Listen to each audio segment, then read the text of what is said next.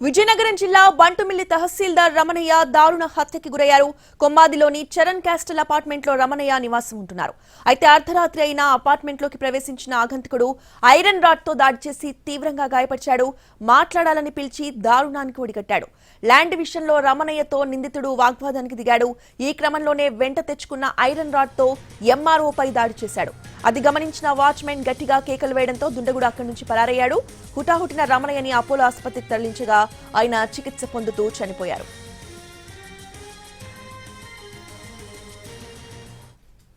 విశాఖ జిల్లాలో తహసీల్దార్ హత్య తీవ్ర అలజడి రేపుతోంది. సమాచారం అందుకున్న పోలీసులు ఘటనా స్థలానికి చేరుకుని దర్యాప్తు చేస్తున్నారు. ఘటన జరిగిన ప్రాంతాన్ని సిపి రవిశంకర్ ఐఎన్ఆర్ పరిశీలించారు. ప్రత్యక్ష సాక్షుల నుంచి వివరాలు సేకరించారు. సీసీ ఫుటేజ్ ఆధారంగా నిందితులను గుర్తించేందుకు పోలీసులు ప్రయత్నిస్తున్నారు. నిందితుడిని పట్టుకునేందుకు ప్రత్యేక బృందాలు రంగంలోకి దిగాయి.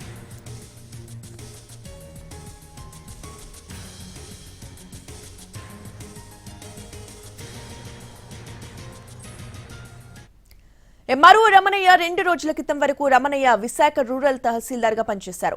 రమణయ్య 2 రోజుల క్రితమే విజయనగరం జిల్లా బంటుమిల్లికి బదిలీ అయ్యారు. ఇంతలోనే అర్ధరాత్రి సమయంలో ఆయనపై దాడి చేసి హత్య చేయడం సిటీలో తీవ్ర కలకలం రేపుతోంది. భూ వివాదాల విషయంలో కఠినంగా వ్యవహరించడం వల్లే కక్షగట్టి దాడి చేసినట్టుగా ప్రాథమిక నిర్ధారణకొచ్చారు. దాడి వెనుక ల్యాండ్ మాఫియా హస్తం ఉందని బలంగా చెబుతున్నారు. వైజాగ్ ను పరిపాలన రాజధానిగా ప్రభుత్వం ప్రకటించిన తర్వాత ఇక్కడ భూముల ధరలకు విపరీతంగా రెక్కలొచ్చాయి. అలాగే ల్యాండ్ సెటిల్మెంట్లు, గొడవలు కూడా పెరిగిపోయాయి. ఈ నేపథ్యంలో ఎంఆర్ఓ హత్య జరగడం సంచలనంగా మారింది.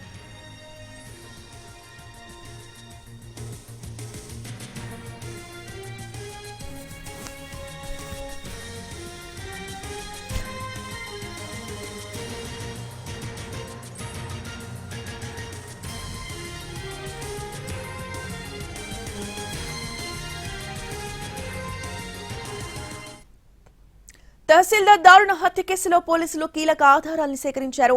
మాస్క్ పెట్టుకుని దుండగుడు వచ్చినట్టుగా గుర్తించారు. మృతుడిపై దాడి చేయకముందు మరో 2 వ్యక్తులు మాట్లాడి వెళ్లినట్టుగా గుర్తించారు. పంచలు కట్టుకుని ఉన్న 2 వ్యక్తుల కదలికలపై ఆరా తీస్తున్నారు.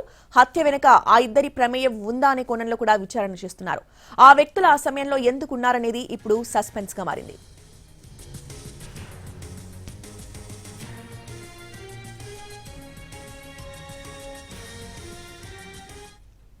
ఎంఆర్ఓ రమణయ్య మృతదేహాన్ని విశాఖ కేజీహెచ్ మార్చురీకి తరలించారు.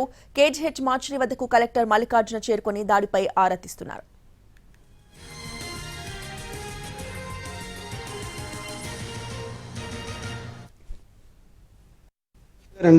నేను మీదకి వెళ్ళానండి. నైట్లో ఆడుకోవడానికి చెత్తలు దించుకోవాలి తెల్లారనేసి మీదకి వెళ్ళిపోనండి. చెప్పులు మీదకి ఎక్కించుకొచ్చరికి గేట్ వేసుకుందని చూస్తే సార్ ఇంటికి వేసి పడిపోన్నారండి. వెంటనే మీద పారిపోయి సార్ అలా ఆవిడ చెప్పానండి. నాకు ఆ సార్ దేవుడే అండి.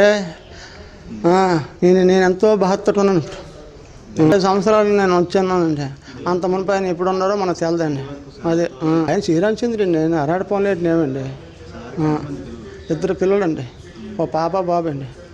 బాబు ఇప్పుడు బాబు అండి. ఇక్కడ చేశారండి ఫంక్షన్.